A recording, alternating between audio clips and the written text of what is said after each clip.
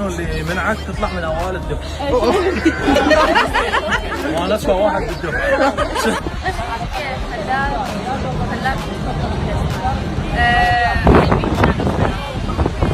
حول المثل العراقي للغة العربية الفصحى. عليك اللي يسوي ما يسوي.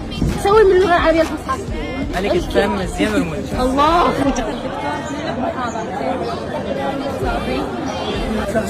من القشة. محمد راضي. أكثر طالب صادق في الدفعة. أكيد.